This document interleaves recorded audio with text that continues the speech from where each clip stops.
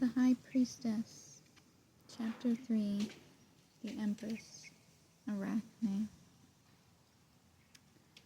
I don't know why it has to begin like this, between the two of us, your royal priestessness, whispered Arachnae. Molly could tell it was a dream. Her body was tied up completely in spider webs, and the queen of spiders was winding her up around and around. No, not the queen, the Empress. Of course you're the Empress, thought Molly, though it also brought a blush to her cheeks as she saw how much the Empress worshipped her. It was very spicy. Molly was innumerably glad that each of the Arachnae members were spicy in their own ways, because the next millennia was going to be very dull otherwise. Molly stirred from her slumber. She was still draped across the back of a white wolf, and had somehow held on during the transit, however far it had been since the haunted highway ritual sacrifice. Molly was a little fuzzy on the details, but she may or may not have eradicated some souls from existence. I gotta stop drinking, said Molly, took out a miniature flask and took a tiny sip as the wolf stopped and let her get on her own 2 feet. Molly was fairly sure it was Arachnae, queen of the spiders, empress of the Arachnae, she was after next. The mail bag another wolf had carried thankfully for her. Molly was eternally grateful to the wolves and all their help, but as if on cue, they happened upon a part of the forest covered in spider webs.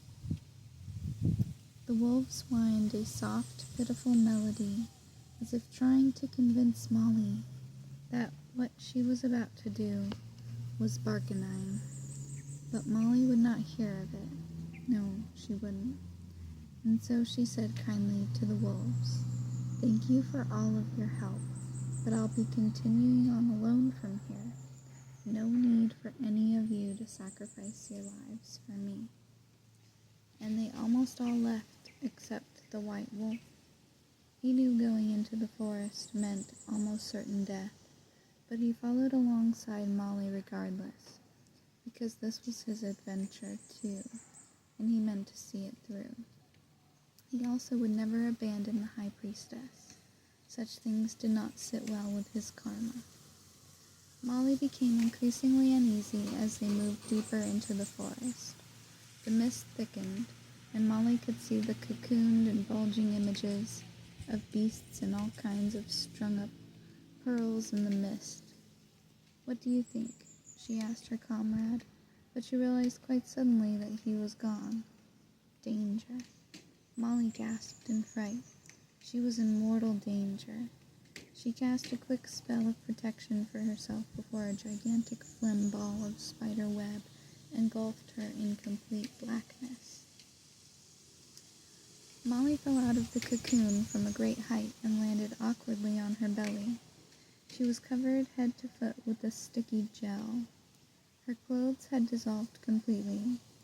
Molly looked down at her naked and slimy self in horror. If she hadn't cast that spell, when she did, perhaps all of her would be goo by then.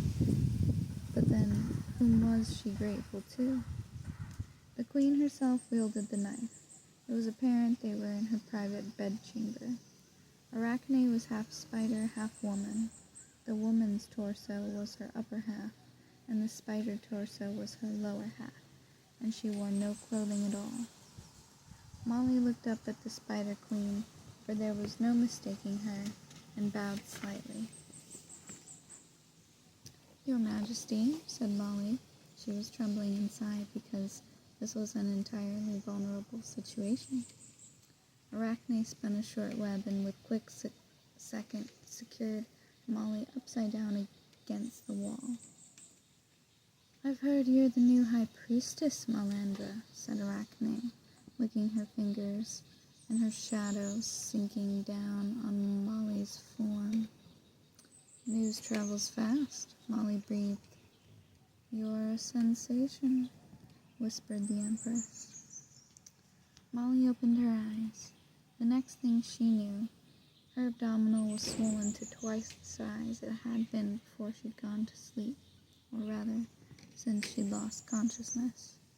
But she could feel something, or some things, crawling around inside her gullet, and she about lost her damn mind right then and there, because how could this have happened? Molly witnessed the horror of her birthing spiders before a rational part of her brain reminded her that she was dreaming, just dreaming. Molly woke up in a cold sweat. She was still fastened to the wall in Arachnae's bedroom, but she was alone and pissed. Molly used her rage, and it fueled her to become unhinged from the wall and from the floor, was able to wiggle free from the silken prison. Molly wrinkled her nose, and a black nylon bodysuit appeared around her form, hugging her tightly. It was bloody well difficult to run naked. Everyone knew that. When the Empress returned, Molly handed Arachnae her envelope and kissed her gently on the hand. Arachnae held on to Molly's for a bit longer and smelled her soft skin. She pulled her in closer. I got to go now, sighed Molly, but Arachnae sealed her lips with her own. Then when Molly protested further, began to bind her so that all her attempts to escape were futile. Molly saw stars. Molly eventually found a way out of Arachnae's cave and her wolf. He was hung upside down, but his insides were liquefied and he was long dead. It would have been very difficult to revive him, so Molly moved on. No spiders stopped her to try and munch her raw. They all must have heard from their queen not to hurt her, but they did smell her and licked her energy with their arm movements. The image of the white wolf in his state of demise, it affected Molly more than she cared to express. There had been history between her and that wolf, and when she made it back to the pack, she would have to explain why their alpha was dead. Why didn't he just go with the other wolves when he had the chance? Why was it that everyone who followed her into mortal danger could not survive the danger, and yet she could? Molly knew that by now she should have been a skull on a spearhead, but this had not happened, despite the hundreds of times she had been in danger. Molly went back, for even a pinch of the hair on his pelt could be bartered for or used in witchcraft. Somehow, Molly thought, he would have wanted her to have it.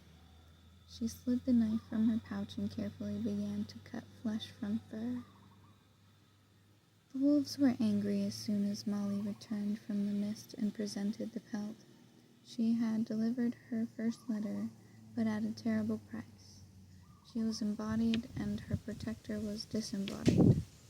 Her beauty had saved her as much as cursed her in the wicked wild wood. And without their leader, the wolves abandoned her.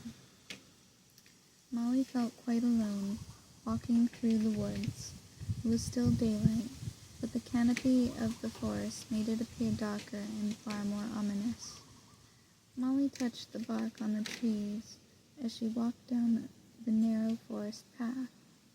This was far from the main road, but Molly knew her way around a forest. When she at last came to a fork in the road, Molly's confidence wavered. Would she go left or right? She had to find the Emperor next, but knew not which Emperor to find. She could go to Aquameridian surely. There was a fine and bejeweled Emperor there. But Molly wanted to be certain, like she had been with Arachnae, that she was delivering her post to the right person, archetype. The road to the right was thinner, sandier, leading to the main forest road, and would take her to Aquameridian. The road to the left was full of brambles and bright red flowers, looking both poisonous and fertile. Molly knew better than to eat enchanted berries, but something about them seemed to be calling for her to choose that path, the bramble path, the goblin path. Molly shivered. Goblins were not her favorite of creatures, and normally she would ignore the path altogether, since goblins didn't like her for the same reason she didn't like them. But the berries she saw gave her pause, for they seemed simple, but magic often does. It is the hidden meanings that you give it that makes it worthwhile to you. And to Molly, the berries seemed to indicate that this path was the one bursting with possibility, adventure, and the next right thing. Though she hated goblins, she pushed aside the brambles.